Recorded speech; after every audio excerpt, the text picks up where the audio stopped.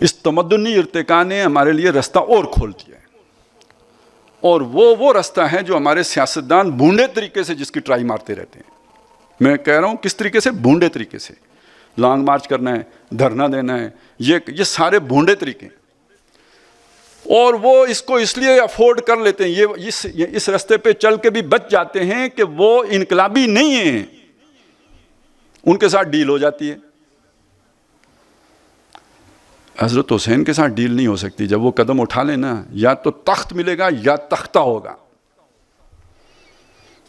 جو جینین انقلابی ہوگا وہ جب قدم اٹھا لے گا، نہ اسے ریلیکس کیا جائے گا، نہ اسے سپیئر چھوڑا جائے گا، نہ اس کے لیے آئندہ زندگی کا کوئی موقع باقی بچے گا۔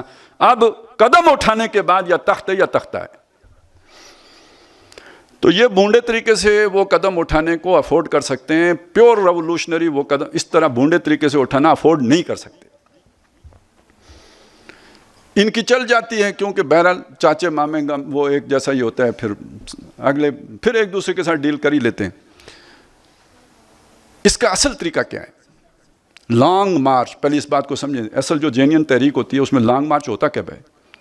جب آپ نے ریاست کو اتنا تھکا چکے ہوں آپ کہ اسے گویا آپ نے پیرالائز کر دیا ہو، وہ آپ کے خلاف کچھ کرنے کی پوزیشن میں نہ ہو، لانگ مارچ کے ذریعے سے آپ پیغام دیتے ہیں کہ دیکھا ہم نے ریاست فتح کر لیا، ریاست کے ادارے اب ہمارا راستہ نہیں روک سکتے، ریاست میں اتنی بھی جان ہو تو آپ کو لانگ مارچ نہیں کرنے دیتی۔ یہ بنیادی فرق سمجھیں کہ یہ جو عوامی تحریک ہوتی ہے اس کی جو سٹرینتھ ہوتی ہے وہ ہوتا ہے اس کا پھیلاؤ، اسٹریچ ہونا۔ ریاست کے پاس وسائل بہت ہیں لیکن اس کی کمزوری یہ ہوتی ہے کہ افرادی قوت اس کے پاس تھوڑی ہوتی ہے، جو بھی اس کے لا انفورسمنٹ ایجنسیز ہینڈز ہوتے ہیں وہ اتنے نہیں ہوتے کہ وہ ایک ایک گاؤں میں پہنچ سکیں۔ جب آپ کسی شہر کا ارادہ کر لیتے ہیں تو ان کا کام آسان کر دیتے ہیں، شہر کا دفاع کرنا ان کے لیے، وہ تو ٹرینڈ اس کے لیے ہوئے ہیں، وہ کرنا ان کے لیے بہت آسان ہوتا ہے، وہاں آپ کو کٹی پڑنی ہوتی ہے۔ انگریز کے دور سے لے کر آج تک پنجاب پولیس سے کوئی مظاہرہ کرنے والا جیت نہیں سکا ہے، کٹ کھائیے، ٹھیک ہے وہ بھی بیچارے کٹے گئے، لیکن یہ کہ بہرحال وہ مظاہرے والے 4 دن 7 دن 8 دن اس سے زیادہ ٹھہر نہیں سکے پنجاب پولیس کے آگے۔ وجہ کیا ہے کہ گیدڑ خود شہر کو آ جاتے ہیں، تو شہر کو آتا ہے تو مارا جاتے ہیں۔ 77 کی تحریک کو ذہن میں رکھیں، وہ تھی جینین تحریک۔ آپ ذرا اگر اس چیز کو سمجھنا چاہیں نا یہ جینین تحریک ہوتی کیا ہے تو گاندھی کو پڑھیں، خان عبد الغفار خان کو پڑھیں، کیونکہ انہوں نے اس دور میں اس طرح کی تحریکیں چلائی ہیں۔ یار وہ گاندھی بڑی بلا تھی، وہ انگریز کے خلاف ٹکر لیے اور اس قانون کے دائرے کے اندر رہتے ہوئے لیے۔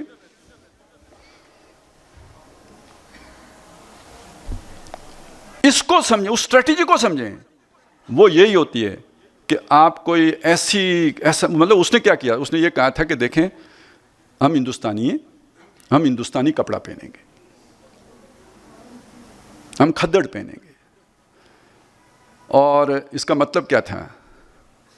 ہندوستان میں سارا جو امپورٹڈ کپڑا آتا تھا وہ کہاں سے آتا تھا؟ مانچسٹر سے آتا تھا نا۔ اس کا مطلب وہ ملیں ساری بند ہو جائیں گی۔ جس طوطے میں جان ہے اس طوطے کا رزق بند۔ اچھا یہی نہیں کیا، اس نے ایک اور بات بھی کی، اچھا مجھے کوئی کیوں روکے گا کہ میں کون سا کپڑا پہنوں؟ میرا حق ہے، میں کھدڑ پہنوں، میں ٹاٹ پہنوں یا میں امپورٹڈ کپڑا پہنوں۔ تو میں نہیں امپورٹڈ پہنتا، میں آج سے کھدڑ کا کپڑا پہنوں گا۔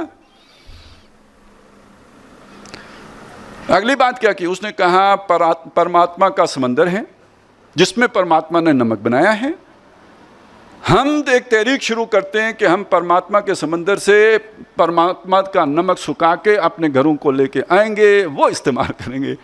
اس کا مطلب ٹیکسیشن کی ساری پالیسی اڑا کے رکھ دی اس نے۔ یہ کام پہلے اسٹیٹ کر رہی تھی نا، لیکن یہ جرم کون سا ہے؟ مطلب آپ اسے عدالت میں لے کے جائیں گے تو یہ کوئی قانونی جرم ہے؟ نہیں ہے۔ تو آپ نے پکڑ بھی لیا اس کو پیٹ سے، مضبوط پکڑ، پھڑک بھی نہیں سکتا، چیخ بھی رہا ہے اور کر بھی کچھ نہیں سکتا۔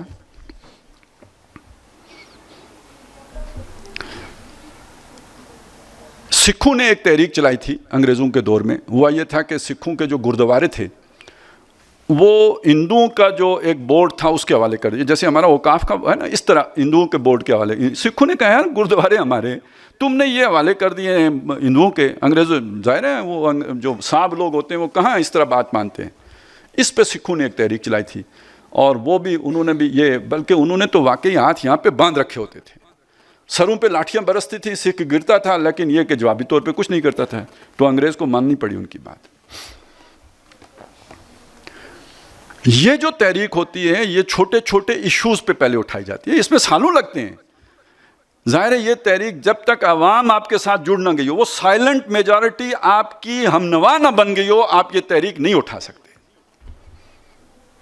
وہ جوڑنے کے لیے آپ یہ والے لیکچر سے تو کام نہیں چلتا، وہ تو پھر وہ نعرے ہیں، باتیں ہیں، ان کے مطلب ان کی جو کام کی چیزیں ہیں، پبلک انٹرسٹ کی چیزیں ہیں، اس میں آپ کو جانا پڑے گا.